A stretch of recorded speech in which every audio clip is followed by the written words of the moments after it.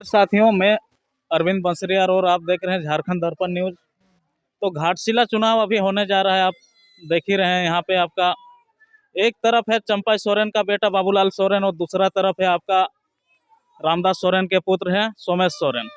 तो आइए किनके बीच टक्कर चलता है और गांव ग्रामीणों से हम जानने का कोशिश करते हैं आखिर वोट अभी उन लोग किसको देंगे। जोहार दादा। আমি বলতে পারি না আচ্ছা বাংলায় বলছি, কোনো দিক্কত নাই। তো এইবারে ভোটটা কাকে দিবে দাদা? রামদাস কে।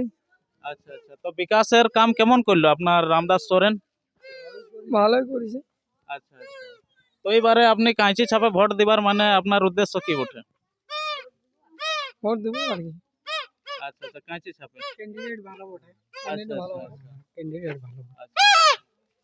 তো এই শুননে মে আসছে মানে বহুতেই গরিব ঘরের একটা লড়কা পড়া লেখা ছা বটে, তো কেমন মানে চেঞ্জ করতে তোমরা চাইছো কি রাজার বেটাকে রাজাই বানাবে? না না, আমরা চেঞ্জ করতে চাইছি। আচ্ছা আচ্ছা, তোমার আমার ভোট দিব কাঁচি ছাপ। আচ্ছা আচ্ছা, তুমি মা? কাঁচি চাপে ভোট দিব, যেটা ভালো হবে আচ্ছা, সেইটাই সব লোক করবো আমরা। এখন টাইগার জয়রাম মাহাতো আসে ছিল, কি বলে আর গেল? ভোট দিতে ভোট দিতে বললে আর কি, যে আচ্ছা, আচ্ছা। ভোট দিয়ে দেখো একবার আমি।